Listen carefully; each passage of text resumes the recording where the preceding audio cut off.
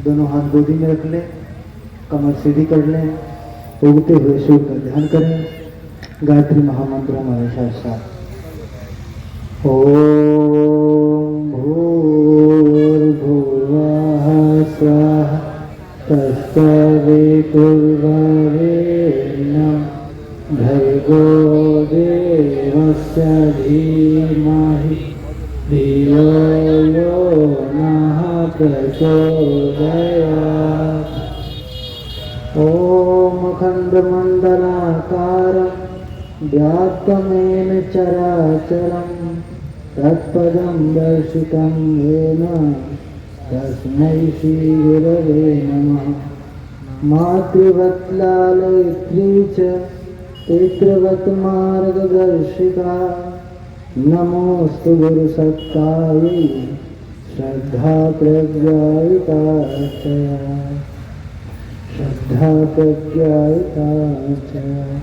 ॐ मातरं भगवतीं देवीं श्रीरामं च जगद्गुरुम् पादपद्मे दयोषित्वा प्रणमामि मुहुर्मुहुः प्रणमामि मुहुर्मुहुः।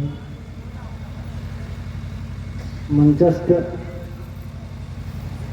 आपके बीच में पधारे गायत्री शक्तिपीठ के व्यवस्थापक ऋषि, हमारे संगीत की देवी, आप सभी ग्रामवासी क्षेत्रवासी श्रद्धालु देवी एवं भाइयों, हमें अपने भीतर के उद्गार को व्यक्त करने के लिए कहा गया है, तो कथा कम और उद्गार ज्यादा ही रहेगा। सत्संग का महत्व क्या हो सकता है, उस विषय में चर्चा करेंगे। नारद जी भगवान विष्णु के पास पहुंचे, हे प्रभु सत्संग का क्या महत्व है, इसका क्या प्रभाव होता है, हमको आप बताने की कृपा करें। बार बार सत्संग करो, कथा करो, अच्छे लोगों से मिलो, इसका प्रभाव क्या होता है। विष्णु भगवान ने कहा यह बात मैं नहीं दूंगा, मैं बता रहा हूं, वहां जाओगे तो तुम्हें उत्तर मिल जाएगा। उन्होंने बताया धरती पे चले जाओ, एक जगह वृक्ष है, उस पर एक गिरगिट रहता है, तुम उसके पास जाओगे तो तुम्हें जवाब मिल जाएगा, उसी से पूछना। नारद जी गए उसके पास, उन्होंने प्रश्न किया कि सत्संग क्यों महत्वपूर्ण है, इसका क्या प्रभाव होता है। जैसे उनका ये प्रश्न बोलना था, गिरगिट मर गया, बड़े जम्मे में पड़ गए नारद जी, ये तो मर गया, मैंने प्रश्न पूछा था लौट आए। कहा प्रभु आपने कहा था पूछोगे तो उत्तर मिल जाएगा, उत्तर राम नाम सत्य हो गया, अब क्या करें। उन्होंने कहा ठीक है, तुम्हें एक दूसरा स्थान बता रहा हूं, वहां जाओ, वहां एक तोता मिलेगा, उससे ये समाधान हो जाएगा।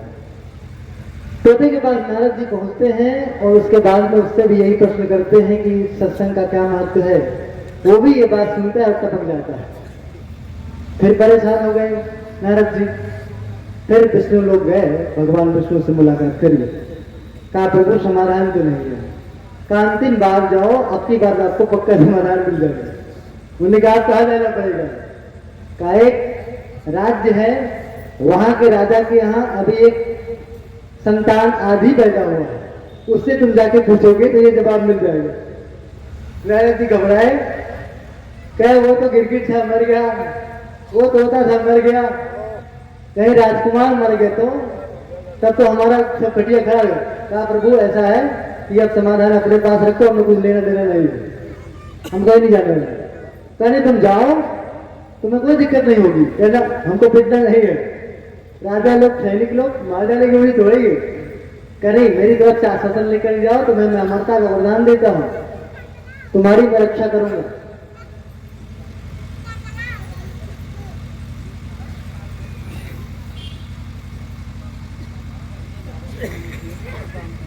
अच्छा, ये वहां जो है अनुदान काउंटर लगा हुआ है, वो देखिए अनुदान काउंटर, वहां प्रस्तुत कर दीजिए देख सकते। स्टार्ट कर रहे। तो नारद जी जब भगवान विष्णु का आश्वासन प्राप्त किए तो वहां से चल पड़े। राजकुमार के यहाँ तमाम सारा उत्सव चल रहा था, लोग प्रसन्न थे। नारद जी को देखा, ऐसे मौके पे आ गए नारद जी, तो लोगों ने बहुत स्वागत किया, बहुत सत्कार किया नारद जी का। तो नारद जी के मन में आया कि ये तो बलि बकरे वाली जैसी स्थिति आ गई है, वो खिला पिला रहा है, अभी जो है कोई दिक्कत हो जाए, खड़िया खड़ी हो जाएगी हमारी। नारद जी को याद आया कि प्रभु ने तो हमको वचन दिया है रक्षा करने की, तो वो उनके पास गए और उस बच्चे से प्रश्न किया जो भी तुरंत जन्मा था कि ये बताओ कि ये सत्संग का क्या महत्व है। बच्चा अभी जन्मा था और बोल पड़ा, कहा सत्संग का महत्व, आप जैसा भक्त जो संसार में ऐसा दूसरा जन्मा नहीं, आप जैसे भक्त का सानिध्य मिला तो क्या से क्या हो जाता है पता है? आपको पता है जब आप पहली बार मुझसे मिले थे तब मैं गिरगिट था, जब आप दूसरी बार मिले तो मैं उससे मुक्त होकर के तोता हो गया, जब आप तीसरी बार मुझसे मिले तो मैं राजा के खानदान में राजकुमार बन के पैदा हुआ हूं। यह है सत्संग का महत्व।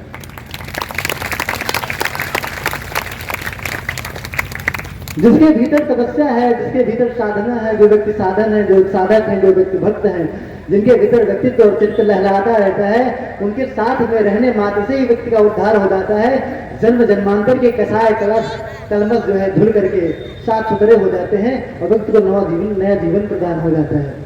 सत्संग का महत्व है, सत्संग की ही देन है। हम आप लोग जो है एकाग्रचित्त होकर के आज सायंकालीन का सदुपयोग कर रहे हैं। न तो आज इसी शाम के समय लोग 2 मिनट मौका पाते हैं तो न जाने कौन कौन से गाने, न जाने कौन कौन सी बातें लोग करते रहते हैं, चुगलीखोरी ये सब करते रहते हैं लोग। महर्षि बिरजानंद की नाम आप लोगों ने सुना हुआ, मथुरा में उनका जन्म हुआ, बिरजानंद जी का संत रहे।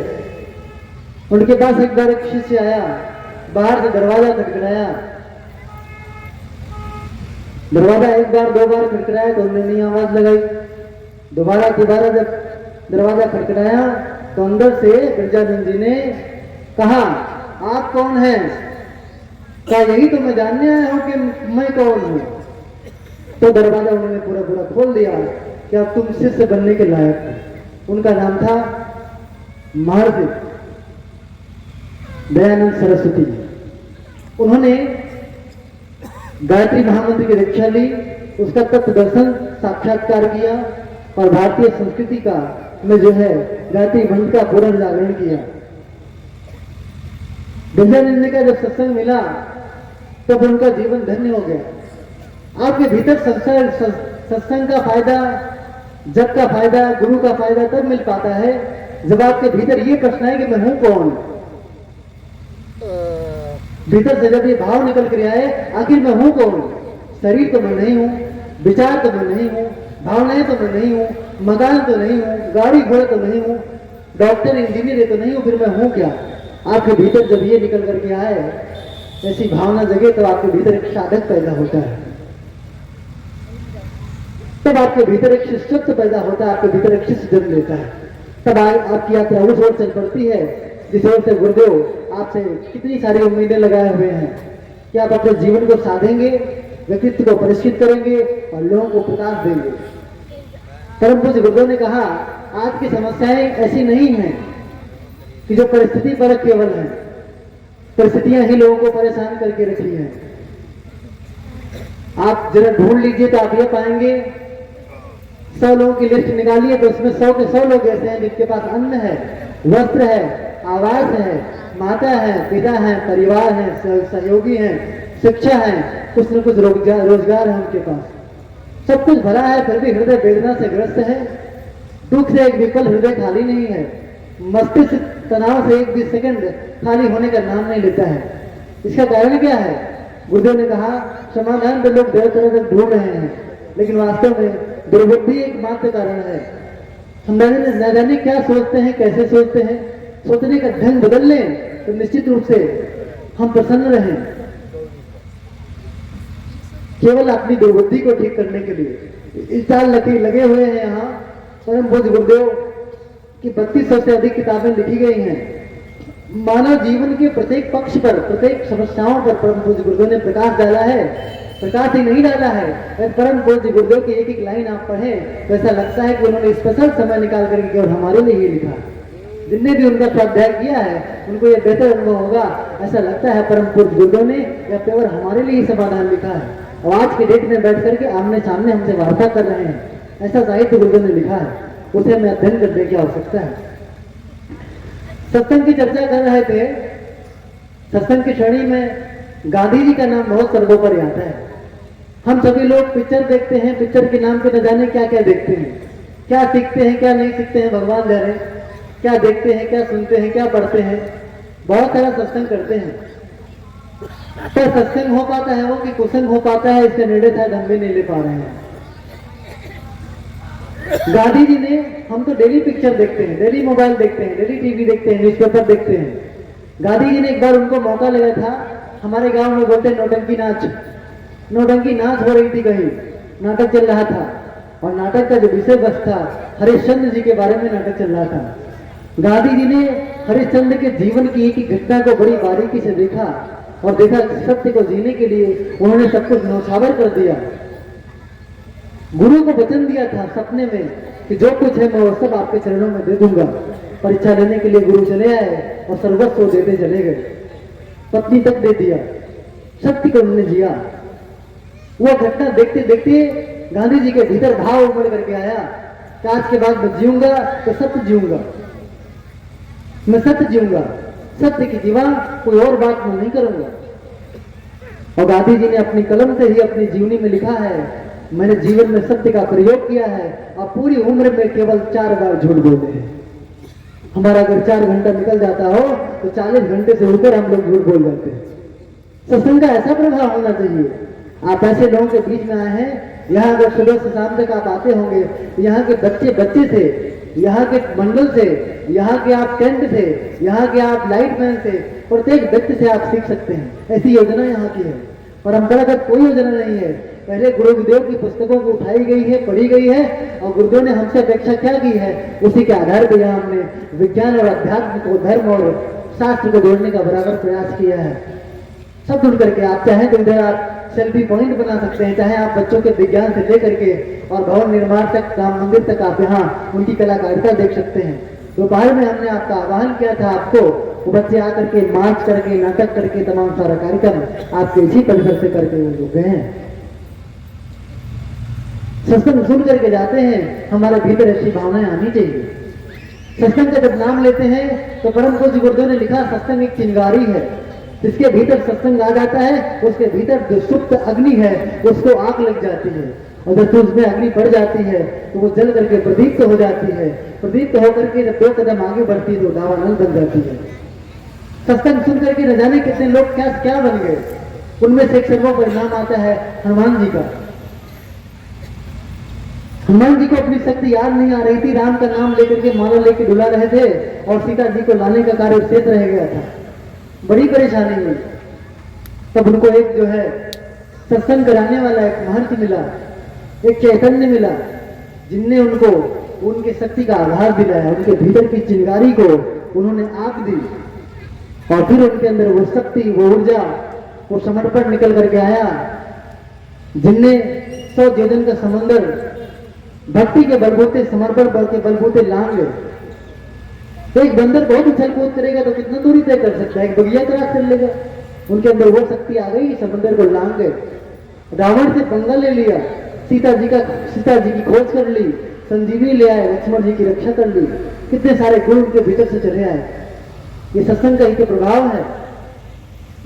एक सत्संग में नाम आता है सबरी का। उन्होंने कहा, लंबे समय तक फूल बिछाती रही, मेरे प्रभु आएंगे, मेरे प्रभु आएंगे, मेरे प्रभु आएंगे। अंत में जब प्रभु पहुंचे तो उसके पास कुछ था नहीं खिलाने के लिए, जूठे बेरी खिलाई। उसने दंडवत प्रणाम किया, कहा, प्रभु मुझे कोई भक्ति नहीं आती, कोई मंत्र नहीं आता, कोई तंत्र नहीं आता, मुझे कोई साधन नहीं पता है, मैं तो सिर्फ आपका नाम कर रही थी, आपके लिए इंतजार कर रही थी, बस यही काम कर रही थी। तो उन्हें भक्ति के 9 स्वरूप बताए सबरी जी को, जिनमें से बहुत सहज भक्ति है। सत्संग के माध्यम से उन्होंने कहा, जिनमें से कुछ गुण हम सभी लोग उतार करके यहाँ बैठे हैं। उसमें प्रथम भगत ही हम आपसे निवेदन करेंगे सर, ये पंक्तियां आप दोहरा दें बाबू जी। प्रथम भगति संतन कर संगा, संगीत दे दें आप, कुछ अच्छा रहेगा एक 2। हाँ,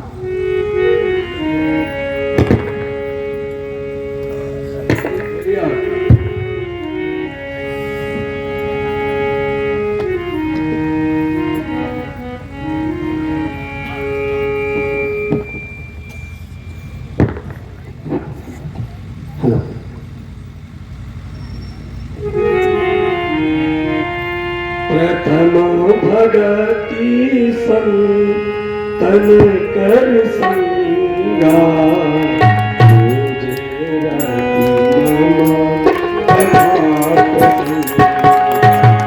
प्रथम भगति संतन कर संगा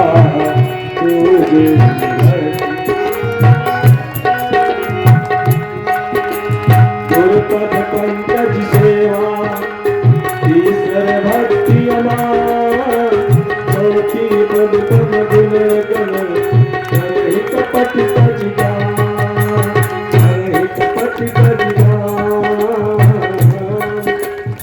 आगे कहते हैं ओ मंत्र जाप मम दृढ़ विश्वास मंत्र जाप मम दृढ़ विश्वास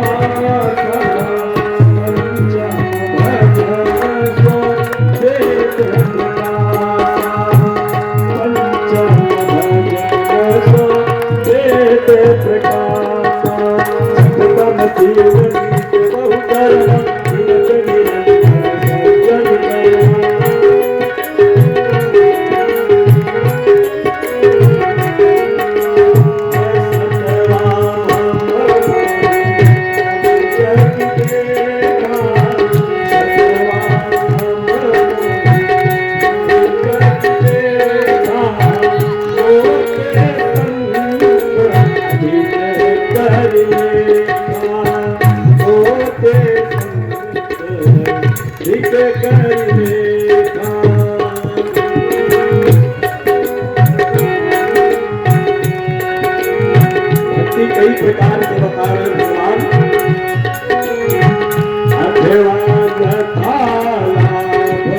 संतोषा सपनो नहीं से पर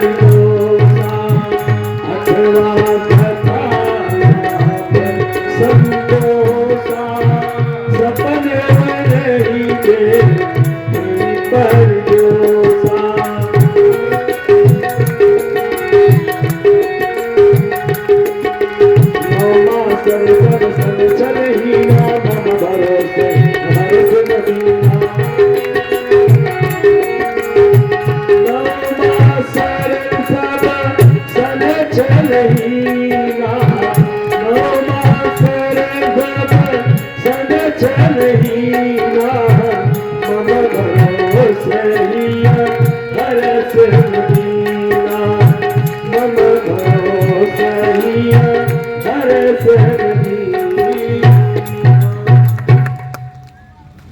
राम जी ने सबरी को सहज नो भक्ति बताई। प्रथम भगत संतन कर संगा। अगर आपको संतों का साथ मिल जाता है, सज्जनों का साथ मिल जाता है तो आप भक्त आदमी हो। मैं नहीं कह रहा हूँ, राम जी कह रहे हैं सबरी से, और उनसे कह रहे हैं जिनको साक्षात्कार हुआ था। ऐरू गरु भक्त से ये बात नहीं कर रहा है। अगर आपको सज्जनों का साथ मिल जाता है तब निश्चित मान के चलिए आप भक्त हैं। संतों का साथ मिल जाता है तो निश्चित मान के चलिए आप लोग भक्त हैं। ये पहली भक्ति है। गुरुदेव ने लिखा संत किसे कहते हैं?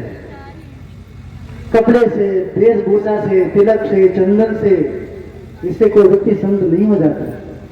जिसका हृदय प्राणी मात्र के लिए, मानव मात्र के लिए बिल्कुल खुला हो, चौड़ा हो, प्रतिक्षण उसकी सेवा में अपना जीवन, अपना रक्त तक समर्पित कर देने वाला हो, उसी को संत बोलते हैं। ऐसा व्यक्ति समाज में अगर दिखे तो दूसरों के लिए, दूसरों की सेवा के लिए बराबर लालायित रहता है, वह व्यक्ति संत है। किसी भी जात, धर्म, मजहब, किसी भी पद, किसी भी प्रतिष्ठा, किसी भी स्तर का व्यक्ति क्यों न हो, उसे संत की उपमा दी गई है। ऐसे व्यक्ति का अगर आपके इर्द गिर्द में साथ है तो निश्चित रूप से आप भक्त हैं और आप पर भगवान की कृपा बनी ही रहेगी।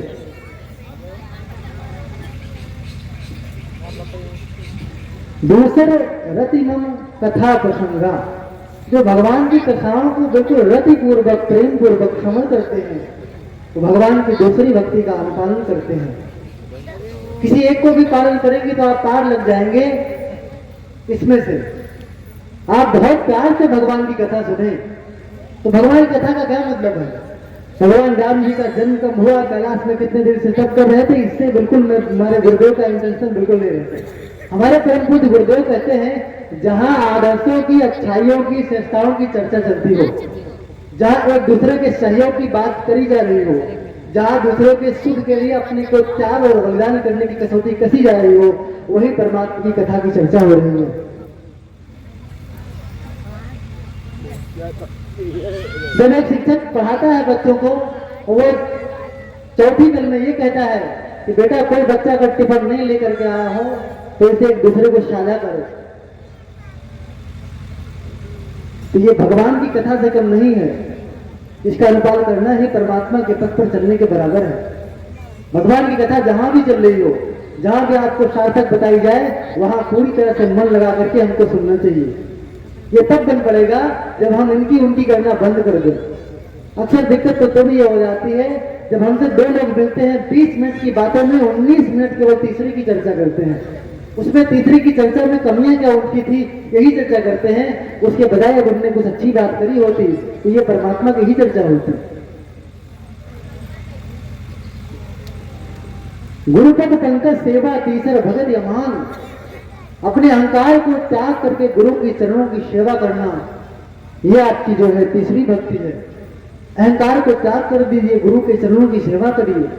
गुरु के चरणों की सेवा क्या हो सकती है? वो सेवा नहीं है जो हमने एक चुटकुल्ले में पढ़ा था। देखा है गुरु लेटा हुआ था और दो शिष्य उसके पांव दबा रहे थे, दोनों पांव दबा रहे थे। अब उसके पांव में दूसरे वाले का पांव लड़ गया। अब दोनों आपस में लड़ने लगे। वो तो उसका पांव छू लिया थोड़ी देर के लिए, रात हो रहा था, शाम हो रहा था, उसका एक पांव तो दाहिना वाला दबा रहा था, आंख नीचे हुआ और वो उसका पांव पकड़ लिया। अब वो कह रहा ये मेरा पांव, वो कह रहा ये मेरा पांव। इसी के चक्कर में गुरु के पांव की ऐसी कैसी हो गई। यह गुरु के चरणों की सेवा नहीं है। गुरु के चरणों की वो सेवा है, गुरु किस पद का, गुरु का जो पद चिन्ह है, कैसे कैसे अपने जीवन का उन्होंने निर्वाह किया है, उस पद पर चल करके हम गुरु की सेवा कर सकते हैं। उनने क्या किया, अगर उनने किया तो हम क्यों नहीं कर सकते? हम कर सकते हैं। गुरु की बात परम पूज्य गुरुदेव से हम लोग जुड़े हुए हैं, उनके जीवन को 10 साल सच्चे में थोड़ा प्रकाश डालने की कोशिश करेंगे। आज से वो बात लेकर के जाइएगा, अपने जीवन में उतारने की कोशिश करिएगा। परम पूज्य गुरुदेव की छोटी उम्र थी, बहुत छोटी आयु थी, 11-12 साल नहीं होगी, 16 साल नहीं होगी। उन्होंने गांव के बच्चों को बुला करके गायत्री मंत्र करना सिखाया, उनको पढ़ाना सिखाया। देखा इनको जब पढ़ाता हूं 1 घंटा तो ये सुबह आते हैं तो गोल का गोबर हो जाता है। क्यों? क्योंकि इनके परिवार वाले पढ़े लिखे हैं नहीं। वो तो अपने बिजनेस में, व्यापार में, मोबाइल में, न्योता में, हगारी में, बुआई में, कटाई में, निराई में सारा समय दे देते हैं। वो पढ़े लिखे है ये नहीं है, तो जो मैं इनका पढ़ाया उसका होमवर्क भी नहीं हो पाता। तो उन्होंने कहा आज के बाद इनके अभिभावकों को हमको पढ़ाना चाहिए। परम पूज्य गुरुदेव के अंदर वो भूख थी। वो गए और उन्होंने क्या कहा, पूरे गांव में घोषणा कर दी, कल से जो है प्रबुद्ध वर्ग का शाम के समय क्लास चलेगा, आप लोग आइएगा। कोई नहीं आया, कोई नहीं आया कि जाकर के हम शिक्षा ले लें और कुछ साक्षर हो जाए ताकि अपने बच्चों को ढंग बचा पाए। नहीं आया। तो गुरुदेव ने एक ठिकाना लगाया। गुरुदेव बड़े आइडिया लगाते थे। गुरुदेव ने क्या कहा, हल्ला कर दिया। क्या हल्ला कर दिया? गांव के बाहर एक मकान है, वहां एक उसी कमरे में, उसी जमीन में सोना गड़ा हुआ है, सब शाम के समय आ जाओ। सारे लोग पहुंच गए सोना निकालने के लिए। बच्चों के व्यक्तित्व में सोना पैदा करना, उसकी कोई भूख नहीं, कोई प्यास नहीं, पर वो सोना पाने के लिए लोग चल दिए।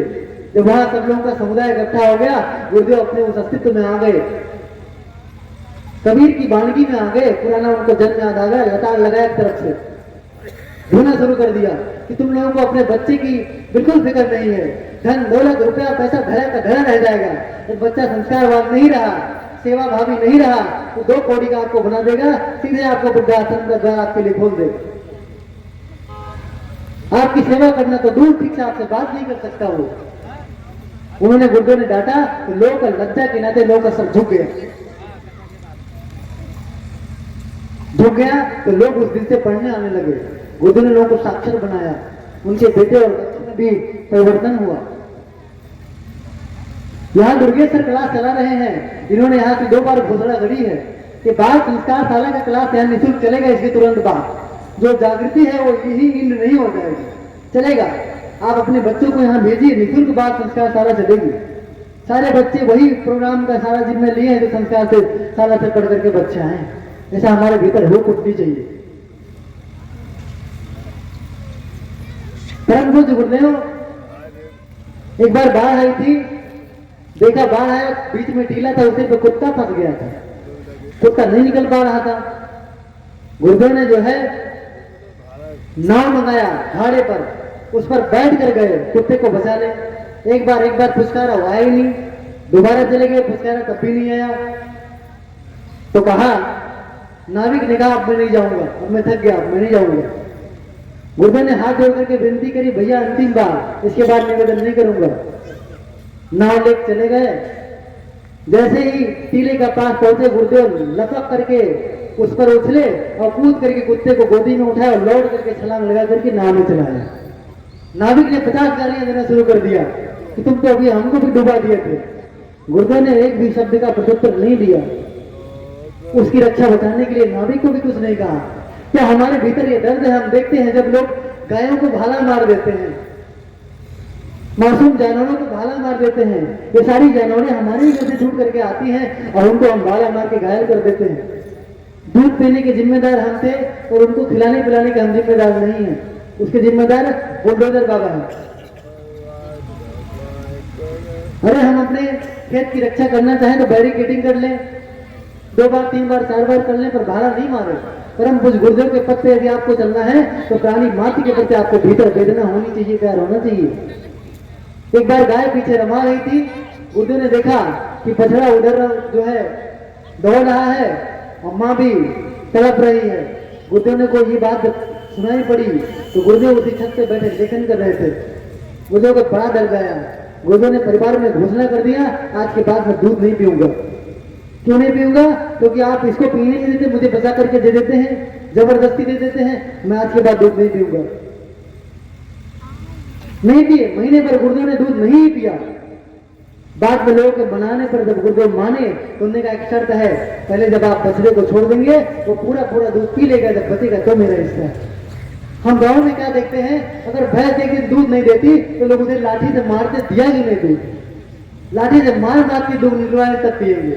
ये हम गुरु के पद के अनुयायी हैं, अगर मूल्यांकन करें हम किस पद की ओर जा रहे हैं। हमें अपने गुरुदेव से सीख लेनी चाहिए। यही कोई 15-20 साल की आयु गुरुदेव की रही होगी। जब तो अम्मा थी, लोग क्या झाड़ू पोछा करती थी, उनको कुछ रोग हो गया, अछूत जात के लोग उनको मानते थे, लोग उनको गांव से बाहर निकाल दिए। परम पूज्य गुरुदेव को एक आयु में पता पड़ा तो गुरुदेव उनके पास चले गए, उनका मरहम पट्टी किया, दवा करी, उनको अपने हाथ से खाना खिलाया, वो खिलाते रहे, मरहम पट्टी करते रहे, घाव को धुलते रहे। और वो माँ ये कहती रही कि श्री राम तू घर पे चलेगा, नहीं भी तुम्हारे घर वाले तुम्हें निकाल देंगे, गालियां देंगे, मारेंगे, गांव से बाहर कर देंगे, तो मुझे छूते हो मैं अछूत हूँ। परम पूज्य गुरुदेव ने उनकी बातें नहीं सुनी, कहा मैं यहाँ सेवा करने के लिए आया हूँ, मैं सेवा ही करूंगा। उन्हें उनकी रक्षा करी, दवा किया, लौट करके आए, स्थिति बिल्कुल वही थी। किसी सूत्र के माध्यम से घर पता पड़ गया कि वो अछूत महिला का घाव पोछे, उसे खाना खिलाए। जब ये पता पड़ गया तो लाठी लेकर के चाचा द्वार खड़े थे, अम्मा खड़ी थी, सारे घर वाले खड़े थे। ये तो अछूत महिला को छूके चला आया, 50-50 गालियां लोग देना शुरू कर दिए। जब लोगों ने गालियां दी तो परम पूज्य गुरुदेव ने सहस्त्र एक पुत्र का धर्म निभाया, परिवार के एक जो है घनिष्ठ रिश्ते का भी दायित्व निभाया, सर झुका करके सारी बातों को सुना। गुरुजी ने कभी किसी पर कोई थोपा नहीं। उन्होंने कहा किसी को प्रणाम करना तब बताओ, तब दबाव डालो जब उसका मर्म उसे बताओ, ठोको नहीं। गुरुदेव ने किसी को कुछ कहा नहीं, लोग जान नहीं पा रहे थे तो लोगों ने कुछ नहीं कहा। माँ ने जल मंगाया, गंगा जल, कहा यहीं बाहर रह के पवित्र हो लो, और बाहर लोटा बाल्टी दे दिया, नल के बाद नहा लो, अंदर नहीं जाना। भोजन के बाहर परोस देंगे। गुरुदेव नहाते रहे, और नहाने के साथ साथ उन्होंने जो बात कही हम आपको दिल तक छोड़नी चाहिए। उन्होंने कहा कि माता जी नहा ले रहा हूं, खाना भी बाहर खेले रहा हूं, पर अगले 1 सप्ताह का भोजन और बाल्टी और निकाल देना, क्योंकि जब तक वो ठीक नहीं हो जाएंगी तब तक मैं जाऊंगा, तब तक मैं जाऊंगा। किसी को कष्ट है, हम 2 बातें सुन करके भी उसकी सेवा कर सकते हैं। सुनना हमारा दायित्व है, हमको सुनना चाहिए। गुरुदेव ने अपनी जीवनी में हमारी बसियों तो विरासत में अगली पंक्ति में अपनी कलम की लेखनी से गुरुदेव ने क्या जोड़ा, लिखा कि वो माँ जिसकी मैंने सेवा करी थी उसने मुझे कभी श्री राम नहीं कहा, कभी बेटा नहीं कहा, वो जिंदगी भर मुझे भगवान श्री राम ही कहती रही। आगे गुरुदेव ने लिखा कि वही इकलौता मेरा सेवा था, वो एकमात्र सेवा थी जिसने मुझे कभी गिरने नहीं दिया। उसी का इतना मुझे सौगुणित होकर के इतना पुण्य मिला, इतना फल प्राप्त हुआ कि कभी मैं पीछे मुड़ करके देखा नहीं। और मैं गायत्री को जो किसी विशेष वर्ग विशेष का थी उसे मैंने जन सुलभ करा दिया है, विश्वव्यापी बना दिया है, और मैंने एक निर्माण का संकल्प ले लिया है। और उसी के पुण्य के बलबूते हम इस लक्ष्य को भी भेद करके रहेंगे। हम आपके पास जब सेवा का कोई अवसर आता है तो हम आप लोग सर पीछे कर लेते हैं। सारे काम हम कर सकते हैं, पर जहां वो वक्त आता है जहां हम सेवा करके सैकड़ों पुण्य कमा सकते हैं, वहां हम अपने सर को पीछे कर लेते हैं। ये बात ठीक नहीं है। परम पूज्य गुरुदेव और माता जी का प्रसंग 2-4 मिनट और लेंगे, आपका समय भी हो रहा है। गुरुदेव माता जी के जीवन के बारे में आप समझे और जाने, कैसा दाम्पत्य जीवन उनका था, कैसे विनम्र थे गुरुदेव। गुरुदेव ने केवल वसुधैव कुटुंबकम नहीं कहा, प्रत्येक जो बातें गुरुदेव ने लिखी उसे शिखर का जिया, शिखर का जिया। अगर गुरुदेव ने यह लिखा कि हम सभी को बड़े होने के नाते क्षमा करना चाहिए, साधक होने के नाते, भक्त होने के नाते, सिद्ध होने के नाते, सबसे बढ़कर इंसान होने के नाते हमें क्षमा का गुण अपने अंदर अपनाना चाहिए। उनकी आवृत्ति कितनी अच्छे से लहलाती थी, आपकी 2 घटना सुना करके आपसे बात पहुंचाना चाहूंगा। सभी लोग तख्ती लेकर के आगे, पंडित राम शर्मा आचार्य मुर्दाबाद मुर्दाबाद, गायत्री माता मुर्दाबाद, गायत्री परिवार मुर्दाबाद लोग करके उसके पास पहुंच गए। परम पूज्य गुरुदेव ने यह बात सुनी, कोई फर्क नहीं पड़ता। उन्होंने अपनी दिनचर्या में, अपनी रूटीन में कोई परिवर्तन नहीं किया। जब किया तब किया, लोगों से मेल जोल का कार्यक्रम करते थे, वो मिले जुले और अपनी लेखनी बराबर चलाते रहे। दोपहर का जब वक्त हो गया तो गुरुदेव उन लोगों के पास गए, तुम लोग ये मुर्दाबाद करते हो, ये तो बड़ी अच्छी बात है, खाए पिए हो कुछ, चाय पानी नाश्ता कुछ हुआ कि नहीं हुआ? झुक गए, अरे भैया तुम गाड़ी दो, जो मन के वो करो, मुर्दाबाद करो, जिंदाबाद करो, पर कुछ खा पी लो। अपने शिष्यों को गुरुदेव ने आदेश दिया, समोसा लाओ, चाय लाओ, भोजन लाओ, परोसो, ये खाए, ठंडा भी पिए, उसके बाद फिर ये मुर्दाबाद करने को दिक्कत नहीं है। ऐसी वृत्ति हमारे भीतर है। यदि हम साधक के पथ पर चल रहे हो, यदि अपने जीवन की मुक्ति, जीवन के लक्ष्य के पथ पर चल रहे हो, निश्चित रूप से इससे कम का स्तर स्वीकार नहीं है। एक बार गुरुदेव के पास एक संदेशा आया, गुरुदेव आपके ऊपर जब मुकदमा हो गया तो बेटा मुझे क्या करना पड़ेगा? दिल्ली चलना पड़ेगा। अच्छा, कब चलना पड़ेगा? बस तारीख आ गई है, 16 तारीख को चलना है। दिल्ली चलेंगे, कोई दिक्कत नहीं है। क्या हुआ मुझे पहले बताओ। तो वही जो शिष्य पहले यहाँ आया था, त्यागी था, तपस्वी था, सेवाभावी था, वो आपके ऊपर मुकदमा कर दिया तो आपको दिल्ली कोर्ट में चलना पड़ेगा।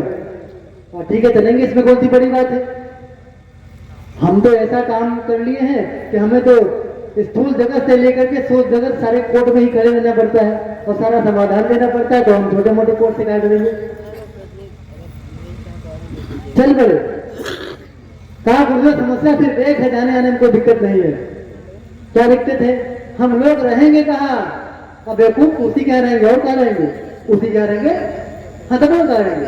बेटा है, आज बिगड़ा तो सुधर जाएगा। गुरुदेव गए, शाम का समय था, दरवाजा खटखटाया, दरवाजा खुला, गुरुदेव अंदर पहुंच गए, अपने आप भरे थे मटके से पानी भर के गिलास पानी पिया, चुपचाप बैठ गए और जिसके साथ गए तो देखा तुम किनारे हट जाओ, इससे पूछने दो कहाँ चलना है भाई, कहाँ मुकदमा चलना है। और बच्चे की हिम्मत क्या है, मुकदमा होगा, मुकदमा घर में ही फाइनल होगा। ऐसी भावना रखेंगे जो अपना बेटा है, अपना मित्र था कभी का, अपना सहयोगी था, अपना पार्टनर था वो, तो आपका वो दुश्मन न होने पाए। हमें कम से कम इस स्तर तक की तो अपने भीतर इस स्तर तक की आत्मीयता को विकसित करनी ही पड़ेगी। समझ में आता है, गुरुदेव प्रवचन कर रहे थे, सब लोग बैठे थे, सज्जन सुन रहे थे, सब प्रवचन खत्म हो गया, सब लोग चले गए, एक व्यक्ति बचा। एक व्यक्ति जब बचा तो वो गुरुदेव के पास आया, कहा तुम्हारी क्या समस्या रहेगी, तुम ऐसे पूछे होते मैं बता देता। वो तो मर्डर था प्रोफेशनल, उसने तुरंत बंदूक निकाली, गुरुदेव को 5 गोलियां फायर करी। गायत्री माँ का तेज प्रखर तेज उसी में भूत हो गया। हम तो फुस्त बोल देते हैं, देहाती आदमी है, वो फुस्त होकर डगा नहीं, खत्म हो गया वहीं से। फिर वो चाकू निकाला, गुरुदेव को ऊपर दौड़ा, गुरुदेव ने हाथ लगाया उस चाकू को पकड़ने के लिए, गुरुदेव की उंगलियां 3 लग गई, टेढ़ी हो गई। फिर भी गुरुदेव ने कहा तो भाग जा, नहीं तो लोग मार डालेंगे, भाग जा। ममता की, दया की, मां की साक्षात मूर्ति अपने गुरुदेव। किस स्तर का गुरु हमको मिला हुआ है और हम लोग किस स्तर का व्यक्तित्व अपने अंदर बना रहे हैं, ये हमको विचार करना चाहिए। जब बाबू जी हाथ उठा रहे थे, दीक्षित कितने लोग हैं, तो उसमें मुझे लगा 50% की संख्या हाथ उठाई थी। अपने भीतर अपना गुरु क्या आया। हमसे एक बच्चे ने प्रश्न पूछा, ये बताइए हम भगवान का, देवताओं का, राम का लाभ कैसे गुरु जी पूरा ले सकते हैं। तो भगवान का लाभ पूजा पाठ जब तक करने से, अखंड भागवत करने से नहीं मिल जाएगा। भगवान राम का लाभ केवल राम बनने से ही पूरा मिल सकता है। राम की तरह हमको आचरण करना पड़ेगा। भाई भाई के साथ रहते कैसे हैं, प्यार होता क्या है, ऐसा आपको करना पड़ेगा। जब हमें कोई पदवी मिल जाए तो दादा की तरह हमें कैसे अनुशासित रहना चाहिए, ये भी हमको सीखना पड़ेगा, तभी राम का पूरा हमको लाभ मिल सकता है। गुरुदेव की साधना करनी है, गुरुदेव की कृपा अगर आप पर चाहते हैं कि बढ़ते, तो हमको गुरु की तरह बनना पड़ेगा, गोविंद की तरह बनना पड़ेगा। यदि हम गुरु की तरह जिएंगे तो आनंद आ जाएगा। अंतिम बात दाम्पत्य जीवन के लिए, माता जी, गुरु जी का जीवन कैसा रहा होगा। एक बार गुरु जी के कमरे में माता जी पहुंची, ये उनके प्रवचन की बात में बोल रहा हूं तो माता जी बोल रही थी। उन्होंने कहा, गुरुदेव, किसी ने पूछा आप माता जी की तस्वीर लगाए हैं कमरे में। कहा बेटा लगाया तो हूं। क्यों लगाया गुरुदेव। सुबह उठता हूं तो मैं माता जी को प्रणाम करता हूं, इसलिए लगाया है क्योंकि माता जी मुझे प्रणाम करती है, मैं उन्हें प्रणाम करता हूं। क्योंकि मैं शादी करके नौकरानी नहीं लेकर के आया हूं, शादी नहीं लेकर के आया हूं, जमादारी नहीं लेकर के आया हूं, मैं शादी करके अर्धांगिनी लेकर के आया हूं। तो उसका सम्मान में, सहयोग में, कार्य में, सेवा में, नमस्ते में, प्रणाम में, आशीर्वाद में, सब में आधा हिस्सा है। यदि वो मुझे प्रणाम करती है तो मैं उसे प्रणाम क्यों नहीं कर सकता। या बल पूछिए तो मात्र सत्ता होने के नाते प्रथम प्रणाम मेरी ओर से निवेदित होना चाहिए। परम पूज्य गुरुदेव ने प्रणाम किया। जब भी कभी मौका मिलता था तो परम पूज्य गुरुदेव माता जी के साथ बैठ करके थाली धुलने लगते थे, कढ़ाई साफ करने लगते थे, रोटी बेलने लगते थे, सब्जी काटने लगते थे। माता जी बार बार मना करती थी, ऐसा क्यों कर रहे हैं आप। कहा ऐसा इसलिए कर रहा हूं कि जो नालायक बच्चे सीखें, जो गधे हैं ना, चले आए साधक बनने के लिए, तपस्वी बनने के लिए, मिशन का प्रचार करने के लिए, ये सीखें कि पति के साथ व्यवहार क्या करते हैं। जब अवसर आए तो बराबर की साझेदारी करनी पड़ती है। आज के समय में जबकि आधुनिक दौर है, कितने सारे पति ऐसे हैं जो घर में बैठे रहते हैं, माताएं कमा करके लाती हैं, पत्नियां कमा करके लाती हैं और बच्चे के फीस से लेकर के सब्जी तक का खर्चा कर देती हैं।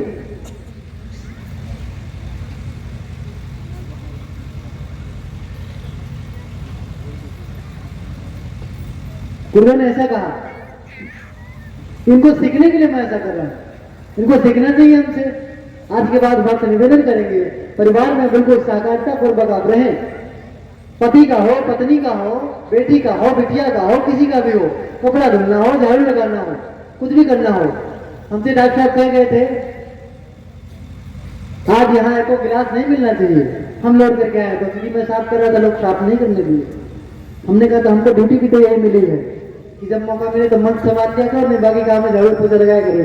हमने कहा ठीक है, ठीक बात है। बच्चियां थी, बच्चों ने हमसे कह दिया कि सर जी हम लोग जा तो रहे हैं, बड़ा अच्छा कार्यक्रम हुआ, एक भीतर एक कसर बाकी रह गई। हमने कहा वो क्या। हम यहाँ कुछ किए नहीं। अच्छा किए नहीं, अच्छा कुछ नहीं किए तो कुछ करना चाहते हैं। हाँ करना चाहते हैं। हम कहा ठीक है आप लोग बैठो। हम चले गए पत्थर के पास, 1 2 4 5 10 20 उठाए, 2 बार 3 बार जब तक चक्कर लगाए सब लोग दौड़ पड़े। इतने बच्चे थे कि वो 2 गिलास 2 पत्थर उठाए, सब साफ हो गए और सारा वही झाड़ू लगा गए। केवल 20 मिनट के अंदर पूरा पाउंडाल साफ हो गया। कहीं आपको एक पत्थर गिलास नहीं मिलेगा, जबकि 800 लोगों से अधिक भोजन करके 2 बार में गए, कुछ नहीं मिला। करना पड़ेगा। आगे चलेंगे तो निश्चित रूप से परिवार का निर्माण करेंगे। अगर हम केवल वो करेंगे तब मैं करूंगा, ये बात नहीं है। हम बदलेंगे तो ही बदलेगा।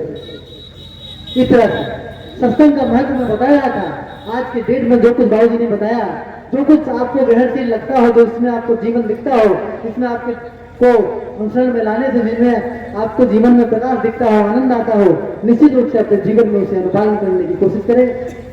यही बात मेरी अंतिम थी। कुछ सूचना के साथ अपनी बात को विराम दूंगा।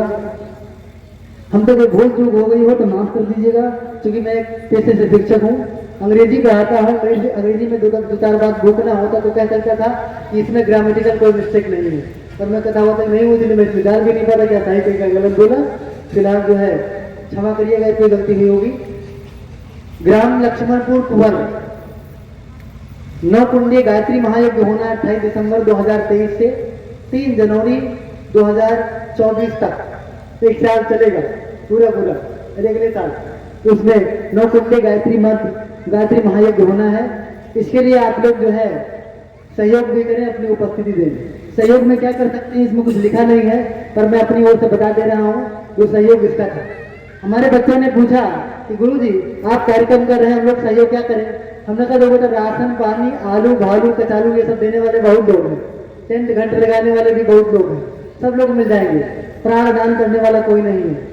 प्राणदान करोगे तब तो हम पर लोग नहीं चले जाएंगे, हम कहीं नहीं जाओगे, यहीं रहे, प्राणदान हो जाएगा। तो क्या करें, हमने कहा आज के बाद बाहर का ये चाउमीन जो बाबू जी बोलते हैं, चाउमीन कचुआ बोलते हैं उसको हमारी भाषा में, और मैगी, ये चाउमीन और बिस्किट और बाहर का जो बाजार में लगा हुआ बासी सामान सब खाना बंद कर दो, जब तक यज्ञ ना हो जाए तब तक बाहर के सामान खाना बंद कर दो।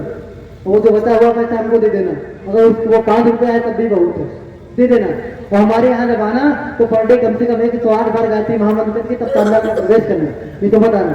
आपने देखा होगा जितने बच्चों को मैंने खिला किया सब गायत्री मंत्र जानते थे, सब लोग करते हैं। हमने कहा ऐसा करना, उसे सुगंधी आएगी, उसे प्राण पैदा हो जाएगी।